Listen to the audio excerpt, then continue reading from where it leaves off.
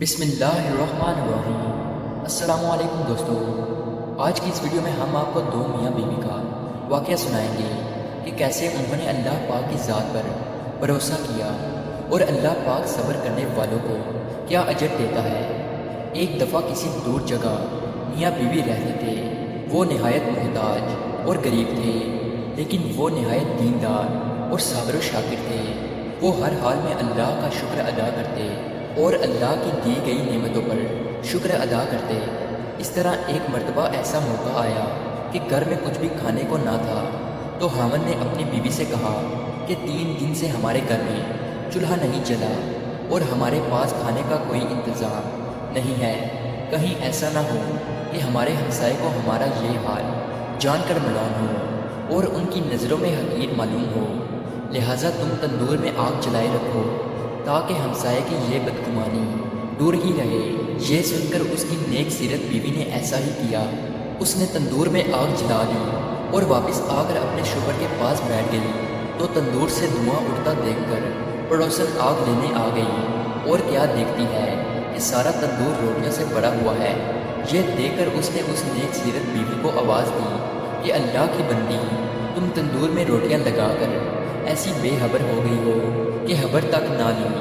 یہ سن کر اس عورت نے جا کر تندور دیکھا تو آگے خدا کی قدرت کا عجیب کرشمہ نظر آیا کہ تندور میں روٹیاں پڑی ہیں اور تندور روٹیوں سے بریز تھا۔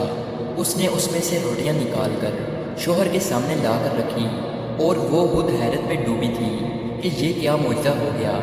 یہ دیکھ کر اس عورت کے شوہر نے کہا کہ اس میں حیرت اور تعجب کی کیا بات ہے، اللہ کی ذات تو اس سے ہزاروں کتاب قدرت رکھتی ہے۔ پھر دونوں میاں بیوی نے پیٹ بھر کر کھانا کھایا اور کھانا کھانے کے بعد اللہ کا شکر ادا کیا جس نے ان کو اس کھانے سے نوازا۔ اس عورت نے سوچا کہ میرا شوہر اتنا ایماندار ہے اور اللہ کی ذات پر اتنا بھروسہ رکھتا ہے، یہ سب کچھ اس کی قوت ایمانی کی وجہ سے ہوا ہے۔ اس نے اپنے شوہر سے کہا کہ اللہ تعالیٰ سے دعا کیجیے کہ ہمیں کوئی ایسی چیز عنایت فرما دیں کہ جس سے دنیا کی فکر دور ہو جائے اور ہم دن رات اللہ کی عبادت میں لگے رہیں۔ شوہر نے اپنی بیوی سے کہا کہ وہ ہمارے حال سے واقف ہے اور جو اللہ تعالیٰ کے نزدیک بہتر ہوتا ہے وہ وہی کرتا ہے، لیکن بیوی کے بے حد اصرار پر اس شخص نے ایک دن سب کے آخری لمحے میں دعا کی کہ اے اللہ، تو ہمارے حال سے اچھی طرح واقف ہے، تیرے سامنے کسی بات کی عرض کی حاجت نہیں، لیکن مجھے میری بیوی نے مجبور کر دیا ہے، تو چاہے تو اس کی خواہش پوری کر دے۔ جب وہ شخص دعا کر رہا تھا تو اس نے اپنا ایک ہاتھ نکالا جس میں ایک ایسا روشن موتی تھا جس سے پورا گھر روشن ہو گیا، پھر وہ موتی رہ کر غائب ہو گیا۔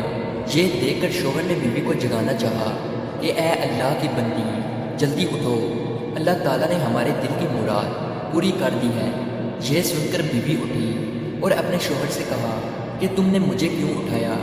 میں تو ایک لطیف خواب دیکھ رہی تھی کہ جنت ہر طرح سے سجی ہوئی ہے اور اس میں ایک نہایت عمدہ مکان جو کہ جواہرات سے بنا ہوا ہے اور اس قدر روشن ہے کہ آفتاب بھی اس کی روشنی دیکھ کر شرماتا ہے۔ میں اس کی خوبصورتی میں کھوئی ہوئی تھی کہ کب ہوش آنے پر میں نے پوچھا یہ عالیشان گھر کس کو ملے گا؟ تو جواب آیا کہ یہ تم دونوں میاں بیوی کے لیے ہے۔ یہ سن کر میری خوشی کی انتہا نہ رہی۔ پھر میں کیا دیکھتی ہوں کہ ایک روشن موتی اس مکان سے گم ہو گیا اور مکان بدنما ہو گیا۔ میں نے پوچھا یہ کیا ہوا ہے؟ تو جواب ملا کہ وہ روشن موتی جس سے تمہارا مکان روشن تھا، وہ موتی تمہاری خواہشات کے مطابق دنیا سے چلا گیا ہے۔ جس قدر تم دنیا میں راحت و آرام چاہو گی، اسی طرح یہاں کے راستوں میں کمی ہوتی جائے گی۔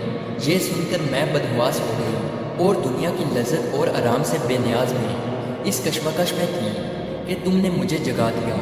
لہٰذا آپ اللہ تعالیٰ سے پھر دعا کریں کہ یہ روشن موتی جہاں سے گم ہوا پھر وہیں اپنے مقام پر چلا جائے، کیونکہ دنیا کی لذت سے باقی مکان کو ناکیز بنا دینا سخت حماقت ہے۔